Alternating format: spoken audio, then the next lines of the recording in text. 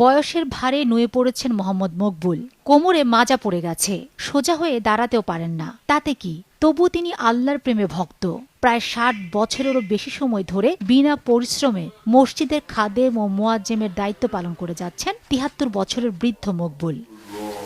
১৫ বছর বয়সে বাড়ির পাশে টিনের দোচালা মসজিদে আজান দেওয়া শুরু। এরপর আর মসজিদের ভালোবাসা থেকে মায়া বের হতে পারেননি। বৃদ্ধ বয়সে এসেও মসজিদ পরিষ্কার পরিচ্ছন্ন করে রাখেন। অজুখানা ও আশপাশের ময়লা আবর্জনা পরিষ্কার করেন নিয়মিত।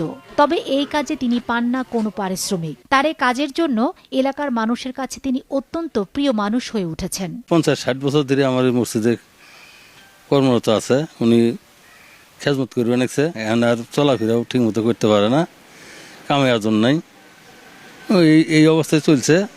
আমরা ওই মসজিদ থেকে কিছু কিছু দিই, ওইটা দিয়ে কোনো মতে চলে, খুব কষ্টে আর কি। অনেক নিঃস্বার্থে আমাদের এই মসজিদের সেবা যত্ন যত কিছু করা, একদম ধোয়া মোছা বা বাইরে পরিষ্কার, টয়লেটে পানি দেওয়া, এই সেই এ টু জেড উনি বিনা পরিশ্রমে, কোনো টাকার বিনিময় নেই।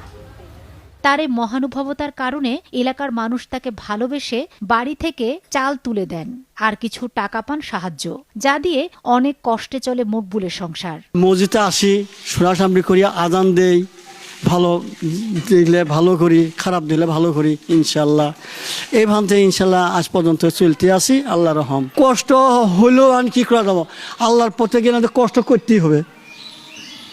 কষ্ট না করলে আল্লাহ দিব না, কোনো সময় দিব না। দাঁড়াতে পারে খুব কম, হালকা হালকা অবস্থা। হাঙ্গা চা পাওয়া মানে হাঙ্গা আল্লাহর রহম যদি দয়া করে কেউ, ইনশাল্লাহ হবে। আজ না আজ দেন তাহলে তো হবে না, কষ্টই চলে নিব। আগে দিয়ে আমি এইভাবে কষ্ট করে চলাই, স্বামী মুয়াজ্জেমি করে, তাই পয়সা পাতি দিয়ে আমি চলছি, ছেড়ে দিয়ে আমি চলছি না, তো আমার চলার পথ আসিল না।